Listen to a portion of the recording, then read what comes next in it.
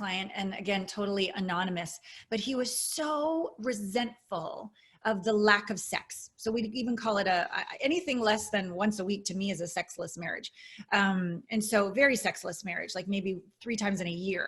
And he was super resentful, super passive aggressive, and very obligatory that I've got to do something. And I'm like, well, why would I want to open my vajayjay to somebody who's passive aggressive with me, who, you know, drinks too much late at night because he doesn't know, he's afraid of rejection? Why would that turn me on? Why would that make me feel safe, right? Mm-hmm. So we did some deep inner work where we owned his survival mechanisms of drinking and passive aggressiveness. And we went under, once we moved through that and integrated and processed that very validated frustration. I'm not saying he ought not to be frustrated. I'm saying the way he's handling it is ineffective.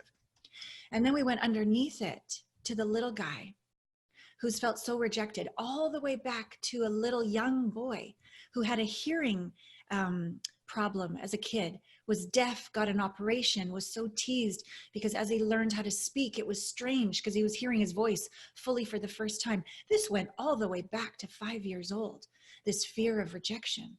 We healed that, and he cried, and he came home to himself for the first time in about 50 years.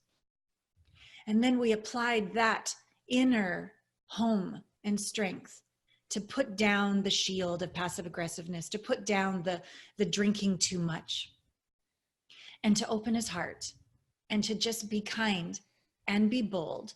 And I told him to give her, he hasn't done it yet because it's not Valentine's Day yet, but this is what I told him to do. Give her the roses. She's ready for the roses. She wants the roses. But give them to her one at a time with a reason why she's beautiful. Outside and in.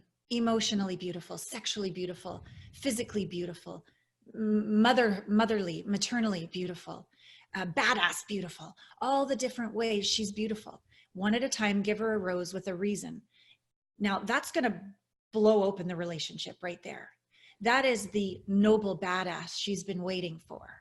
That is the reason behind the gifts. Like, yes, he provides a huge house and gifts and travel and all the rest of it, but she's not appreciative of any of it, which I wish she would be, but he's coaching with me, not her at this point anyways.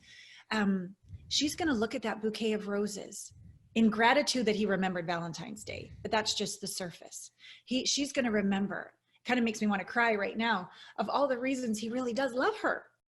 And she really does mean something. Now that's going to open her heart, her body, and her vagina to him and want to have really awesome sex that he's craving, but he's going about it in an effective way, not an ineffective manner.